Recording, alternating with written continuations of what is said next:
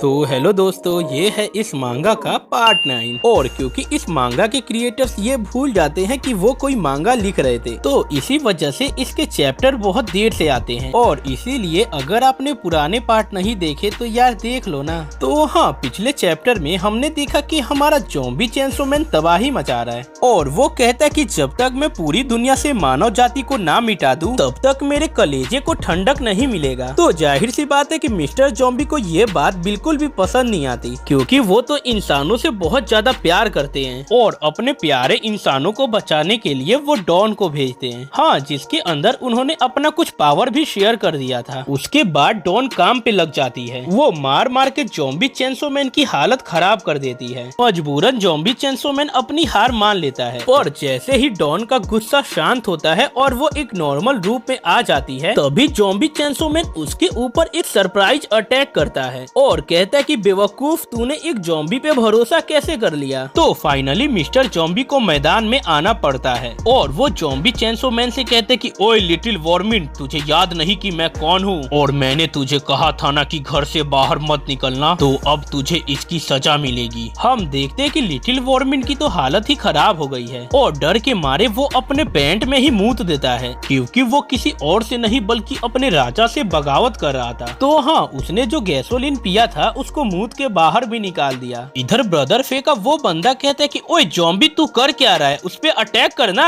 और तभी हम मिस्टर ज़ॉम्बी को देखते हैं जो कि बहुत ही ज्यादा गुस्से में थे। तभी हमें पता चलता है कि आखिर क्यों ये ज़ॉम्बी चेनसो मैन इतना डर रहा है। तो उसके फ्लैशबैक में हम देखते कि कोई उसका मुंह दबा के बोल रहा है कि तूने क्या कहा अभी। डर के मारे ज़ॉम्बी चेनसो मैन कहते हैं कि प्लीज मुझे माफ कर दो। तो हाँ, वो पास में भी मिस्टर ज़ॉम्बी थे जो कहते कि क्यों ज़ॉम्बी चेनसो मैन, तेरी तो बोलती ही बंद हो गई और तूने मुझे कहा था ना कि मैं तेरी बात नहीं मानूंगा, तो चल मैं तुझे दिखाता हूँ कि क्यों तुझे मेरी बात माननी चाहिए। और वो ज़ॉम्बी चेनसो मैन का गला बहुत ही जोरों से दबा देते हैं और प्रेजेंट टाइम में वो इसी बात को याद करके घबरा रहा था। इधर डॉक्टर फे का वो साथी बोलता है कि ओए तू डर क्यों रहा है, तू तो मर नहीं सकता ना। ज़ॉम्बी चेनसो मैन कहता है कि चूतिए, तुझे क्या पता मेरे बारे में। हाँ, मैं मर नहीं सकता पर तुझे नहीं मालूम। तभी हमें पता चलता है कि ज़ॉम्बी चेनसो मैन मर नहीं सकता। तो इसी वजह से मिस्टर ज़ॉम्बी ने पास्ट में उसके बॉडी के छोटे छोटे टुकड़े कर दिए थे, फिर उन टुकड़ों को सैकड़ों साल के लिए एक पेड़ पे लटका के रख दिया था। प्रेजेंट टाइम में ज़ॉम्बी चेनसो मैन को कंट्रोल करने वाला बटन दबा के डॉक्टर फे का साथी बोलता है कि ओए उस पे अटैक कर, पर लिटिल वॉर्मिन कहता है कि नहीं, मैं नहीं करूँगा। तभी ब्रदर फे का साथी देखता है कि वहाँ पे कुछ हलचल होने लगा। हम देखते कि ज़ॉम्बी चेनसो मैन वहाँ से अपनी जान बचा के भागने लगा। वो जाते जाते कहता है कि मैं तो इनसे फाइट नहीं करूंगा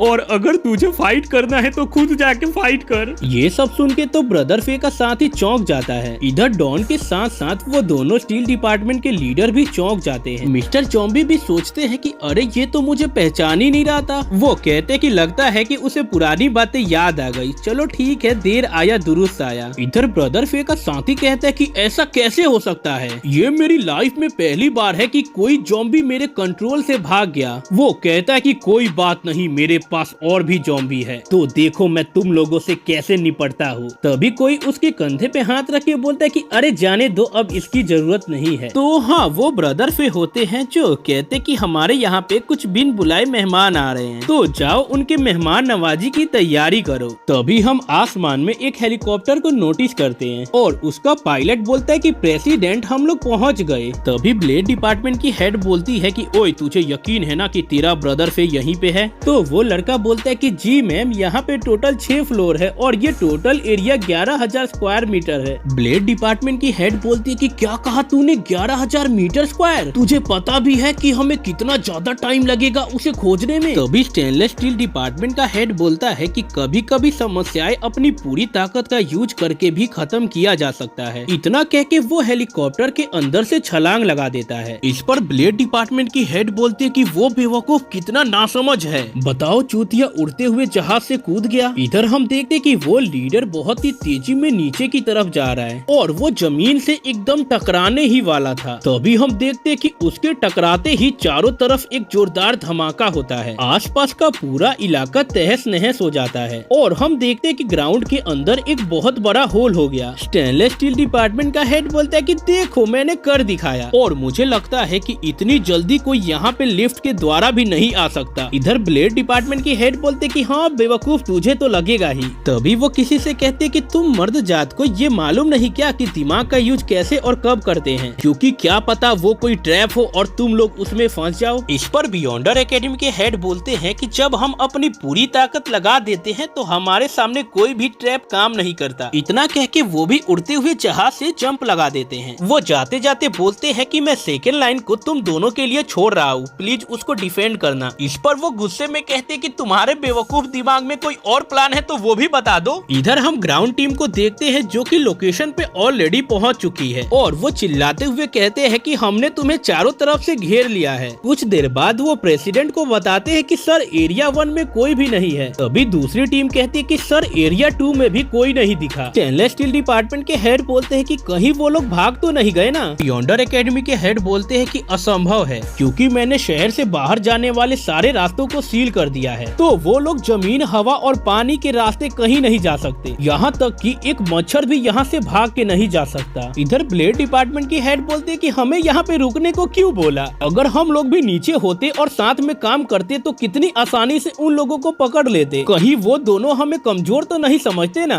सोर्ड डिपार्टमेंट की प्रेसिडेंट कहते हैं कि अरे यार प्लीज चुप हो जाओ, क्योंकि वो लोग हमारे सुपीरियर्स है और उनकी बात मानना हमारा कर्तव्य है। जवाब में वो गुस्से में कहते कि मैं उन्हें श्राप देती हूँ कि उनके साथ कुछ भी अच्छा नहीं होगा। तभी हम सेम टाइम पे एक हेलीकॉप्टर को देखते हैं जो कि एक बिल्डिंग के ऊपर है, जहाँ पे हम ब्रदर फे को देखते हैं और उनका साथी कहते हैं कि ब्रदर फे वो लोग हमारे लोकेशन पे पहुँच गए हैं। इस पर ब्रदर फे कहते हैं कि प्लान ए को एग्जीक्यूट करो। तभी हम स्टेनलेस स्टील के लीडर को देखते हैं जिनके सामने एक कागज था जिसपे कुछ लिखा था। वो उस कागज को निकाल के पढ़ने लगते हैं और कहते कि ये क्या है। उस कागज के ऊपर लिखा था कि इस क्लास के अंदर ज़ॉम्बी किंग है जो कि बहुत ज्यादा खतरनाक है, अगर तुम मर्द हो तभी इसको खोलना, क्योंकि इसे खोलना औरतों के बस की बात नहीं है। इस पर वो अपने लोगों से कहते हैं कि इसको बम से उड़ा दो। वो कहते हैं कि ओके सर। तभी बियॉन्डर्स एकेडमी के हेड बोलते हैं कि अरे नहीं यार, यहाँ पे हम कुछ लोगों को पकड़ने आए थे तो फालतू का काम करने की जरूरत नहीं है। इधर ब्रदर फे का साथी बोलता है कि वो लोग तो हमारे जाल में नहीं फंसे। इस पर वो कहता है कि तो क्या हुआ, हमारे पास प्लान बी है। इतना कह के वो एक बटन को दबा देता है। तभी हम देखते हैं कि उस लोकेशन पे एक टाइमर स्टार्ट हो गया और चंद सेकंड में वहाँ पे एक जोरदार धमाका होता है। सारे लोग अपनी जान बचा के भागने लगते हैं। तभी बियॉन्डर्स एकेडमी के हेड भी वहाँ पे कुछ नोटिस करते हैं। स्टेनलेस स्टील का लीडर कहते हैं कि तो तुम लोग इसे ट्रैप कहते हो। इधर ब्रदर फे का साथी कहता है कि ब्रदर वो दरवाजा खुलने वाला है। इस पर ब्रदर फे हंसने लगता है और कहता है कि आज पूरी मानव जाति का खात्मा हो जाएगा और ये पूरी दुनिया किसी और के हवाले हो जाएगी। वो किसी को कहते हैं कि जाओ पूरी मानव जाति को मिटा दो और जरूरत पड़े तो मुझे भी निपटा दो। इधर वो सारे किसी चीज को देख के घबरा जाते हैं। वो दोनों प्रेसिडेंट कहते कि अरे ये क्या है, क्या यही है ज़ॉम्बी किंग। हम उस ग्लास के अंदर से एक ज़ॉम्बी को निकलता हुआ देखते हैं जो कि देखने में एकदम बच्चे की तरह था। ये दोनों लोग एक बच्चे से ज़ॉम्बी को देख के चौंक जाते हैं। तभी बियॉन्डर्स एकेडमी के हेड बोलते कि ओए इसके लुक पे मत जाना, भले ही ये देखने में बच्चा है पर साला बहुत खतरनाक होगा। और ये मेरा एक्सपीरियंस बोल रहा है क्योंकि मैंने बहुत पहले ऐसे ज़ॉम्बियों से सामना कर लिया है। स्टेनलेस स्टील के हेड उनकी बातों को इग्नोर करके उस ज़ॉम्बी पे अटैक करने के लिए जाते हैं। तभी कुछ ऐसा होता है जिसे देख के बियॉन्डर एकेडमी के हेड बोलते हैं कि मुझे पता था कि यही होगा। वो सारे लोगों से कहते कि अपनी जान बचा के भागो। तो वो सारे लोग अपनी जान बचा के भागने लगते हैं। इधर हम स्टेनलेस स्टील के लीडर को देखते हैं जो कि अभी भी उस ज़ॉम्बी से फाइट कर रहे हैं और उन्होंने उस ज़ॉम्बी को 2 हिस्सों में काट दिया। तभी वो देखता है कि उस ज़ॉम्बी को काटने के बाद वहाँ पे 2 ज़ॉम्बी आ गए। इस नज़ारे को देख के वो दोनों प्रेसिडेंट चौंक जाते हैं क्योंकि एक ज़ॉम्बी को काटने के बाद वहाँ पे 2 ज़ॉम्बी बन गए। इसका मतलब सीधा है कि इन लोगों को तलवार के द्वारा हराया नहीं जा सकता। और यहीं पे ये चैप्टर समाप्त हो जाता है। तो हेलो दोस्तों, ये है इस मानवा का पार्ट 9। तो अगर आपने पुराने पार्ट नहीं देखे तो जाके एक बार देख लो। पिछले चैप्टर में हमने देखा कि बियॉन्डर्स एकेडमी और स्टेनलेस स्टील की एकेडमी दोनों एक साथ काम कर रही है क्योंकि वो दोनों मिलकर डॉक्टर फे और उसकी टीम को पकड़ना चाहते हैं। तो इसीलिए वो लोग पूरी प्लानिंग के साथ उस जगह पे रेड मारते हैं जहाँ पे डॉक्टर फे के होने की संभावना बहुत ज्यादा थी। लेकिन कुछ देर बाद ही इन्हें पता चल जाता है कि ये सब तो डॉक्टर फे का सेटअप था, क्योंकि उन्हें वहाँ पे एक ग्लास का चैम्बर दिखता है जिसके ऊपर लिखा था कि इसके अंदर ज़ॉम्बी किंग है और अगर आप मर्द हो तभी इसको खोलना। इधर डॉक्टर फे उस मशीन के बटन को दबा देते हैं, जिसके बाद वहाँ पे एक जोरदार धमाका होता है और उस चेम्बर के अंदर से एक बच्चा ज़ॉम्बी बाहर आता है, जो कि बहुत ही खतरनाक था। और ये छोटा सा ज़ॉम्बी बियॉन्डर्स और स्टेनलेस स्टील दोनों के लीडर पे भारी पड़ रहा था। तभी डॉक्टर फे का साथी बोलता है कि ब्रदर, वो लोग जब तक ज़ॉम्बी किंग से फाइट कर रहे हैं तब तक क्यों ना हम बाकी ज़ॉम्बी को रिलीज करके यहाँ से भाग जाएं। तो जवाब में डॉक्टर फे कहते कि हाँ, बढ़िया प्लान है। तो वो बंदा एक साथ बहुत सारे ज़ॉम्बियों को रिलीज कर देता है। तभी हम सोड और ब्लेड डिपार्टमेंट की प्रेसिडेंट को एक साथ देखते हैं, जहाँ पे उनका एक एम्प्लॉय कहता है कि मैम, यहाँ पे तो बहुत सारे ज़ॉम्बी एक साथ आ रहे हैं और पता नहीं क्यों पर मुझे अच्छी फीलिंग नहीं आ रही है। तो अगर आप कहो तो मैं डिफेंसिव टीम को बुला लाऊं। प्रेसिडेंट लांकी कहते कि कोई जरूरत नहीं है, तुम चुपचाप मेरे पीछे रहो और देखते जाओ, क्योंकि ये मेरे वार्म अप करने का टाइम है और एक्सपर्ट वाले काम मैं प्रोफेशनल के हाथों में छोड़ चुकी हूँ। इतना कह के वो अपनी तलवार को बाहर निकाल लेती है। तभी बहुत सारे ज़ॉम्बी उसके ऊपर अटैक करने के लिए आते हैं, पर वो अपने किक से उन ज़ॉम्बियों की हालत खराब कर देती है। प्रेसिडेंट लांकी उन ज़ॉम्बियों पे कंटिन्यू अटैक किए जा रही थी। हम देखते कि कुछ ही पल में वो सारे ज़ॉम्बी हवा में उछलने लगते हैं। तभी हम देखते कि प्रेसिडेंट लांकी एक पेड़ को 90 डिग्री पे रोटेट कर देती है, जिसके बाद वो पेड़ के प्रेशर के कारण हवा में उछलने लगती है। इधर वो एम्प्लॉय अपने प्रेसिडेंट के पावर को देख के चौंक गया था। तो हाँ, प्रेसिडेंट लांकी हवा में भी उन ज़ॉम्बियों पे अटैक किए जा रही थी और तभी वो अपनी तलवार के साथ सुपर हीरो लैंडिंग करती है। इधर हम देखते कि आसमान में से उन ज़ॉम्बियों के बॉडी के टुकड़े नीचे गिर रहे हैं। ये देख के उस एम्प्लॉय की भी हालत खराब थी, क्योंकि उसके खाने के प्लेट में उन ज़ॉम्बियों का वो हिस्सा जिनको प्रेसिडेंट ने अपनी तलवार से काट दिया था वो गिर जाता है। वो कहता कि वाओ यार, मेरी प्रेसिडेंट तो कितनी ज्यादा अमेजिंग है। तभी प्रेसिडेंट लांकी कहती है कि अगर उनको लगता है कि ऐसा केओस मचा के वो लोग भाग जाएंगे तो कह दो कि वो गलत सोच रहे हैं। इतना सुन के ब्रदर फे का साथी गुस्से में आ जाता है। वो कहता है कि डायन कहीं की, तेरी हिम्मत कैसे हुई मेरे सारे ज़ॉम्बियों को मारने की। वो कहता है कि अगर मेरे पास वो चेंसो मैन ज़ॉम्बी होता ना तो तेरी अकल ठिकाने आ जाती। इधर हम शहर में कुछ ज़ॉम्बियों को भागता हुआ देखते हैं और यहीं पे हम उस ह्यूमन फेस ज़ॉम्बी और मॉन्स्टर ज़ॉम्बी को देखते हैं, जहाँ monster zombie human face zombie से कहता है कि जैसा तुमने कहा तो हमने ये मास्क लगा लिया है ताकि ज़ॉम्बी वायरस हमारे ऊपर ना फैले, लेकिन फिर भी हमें चोरी छुपे काम करना होगा। ह्यूमन फेस ज़ॉम्बी बोलता है कि तू चिंता मत कर यार, मैं किसी को कुछ नहीं बताने वाला। तभी ह्यूमन फेस ज़ॉम्बी एक ज़ॉम्बी को पकड़ के बोलता है कि भाई तूने इस ज़ॉम्बी को कहीं देखा क्या? और हाँ, इस ज़ॉम्बी के हाथ में चेनसो लगा हुआ है। वो ज़ॉम्बी गुस्से में उस पेपर को फेंक के बोलता है कि भाड़ में जा। ह्यूमन फेस ज़ॉम्बी कहता है कि अरे ये फॉरेन ज़ॉम्बी कितने ज्यादा रूड है। तभी वो मॉन्स्टर ज़ॉम्बी कहते हैं कि यार ब्लैकी, मुझे बहुत डर लग रहा है, क्योंकि अगर हम लिटिल वॉर्मिट को वक्त पे लेके नहीं आ पाए तो राजा हम दोनों को सजा देंगे। इस पर ब्लैकी यानी कि वो ह्यूमन फेस ज़ॉम्बी बोलता है कि भाई तू टेंशन मत ले, हम पक्का उसे खोज निकालेंगे। उसके बाद हमें वो बच्चा ज़ॉम्बी दिखाया जाता है जो कि इतना ज्यादा पावरफुल था कि वो अकेले ही बियॉन्डर और स्टेनलेस स्टील दोनों के लीडर के ऊपर भारी पड़ रहा था। वो बच्चा ज़ॉम्बी कहता है कि मुझे बहुत मजा आ रहा है, आओ यार प्लीज मेरे साथ खेलो। बियॉन्डर्स एकेडमी के लीडर कहते हैं कि ऐसा लग रहा है कि वो हमें ताने मार रहा है। इस बात से गुस्सा होकर स्टेनलेस स्टील के लीडर उस ज़ॉम्बी पे अटैक करके बोलते हैं कि तू मेरे साथ खेलेगा। तभी वो अपने तलवार के सहारे उस ज़ॉम्बी पे एक बहुत ही जोरदार हमला करते हैं। हम देखते हैं कि उनका हमला इतना पावरफुल था कि ज़ॉम्बी लुढ़कते हुए पीछे की तरफ जाता है, और फिर भी उसको कुछ नहीं होता। वो तो उल्टा इनका मजाक बनाने लगता है। स्टेनलेस स्टील के लीडर बोलते कि ओए तू मुझसे भागना बंद कर और एक मर्द की तरह 1 to 1 फाइट कर। इतना सुन के वो ज़ॉम्बी सीरियस हो जाता है और तभी हम देखते कि उसका एकदम से ट्रांसफॉर्मेशन होने लगता है और पता नहीं कैसे पर उसकी पूरी बॉडी एक लड़की के रूप में बदल जाती है, जिसको देख के वो दोनों लीडर चौंक जाते हैं, क्योंकि वो बच्चा ज़ॉम्बी एक लड़की के रूप में ट्रांसफॉर्म जो हो गया था। वो दोनों लीडर चिल्लाते हुए कहते कि अरे ये क्या हो रहा है। देखते ही देखते वो बच्चा ज़ॉम्बी एक बेहद ही सुंदर लड़की में बदल जाता है। दोनों लीडर एक साथ पूछते हैं कि तुम ये कैसे कर रहे हो। जवाब में वो ज़ॉम्बी कहती है कि तुमने कहा था ना कि सीरियस हो जाओ, तो लो मैं सीरियस हो गई। और यहाँ पे होता है ये चैप्टर समाप्त। तो अगर आपको वीडियो अच्छा लगे तो इसको लाइक करके चैनल को सब्सक्राइब कर देना।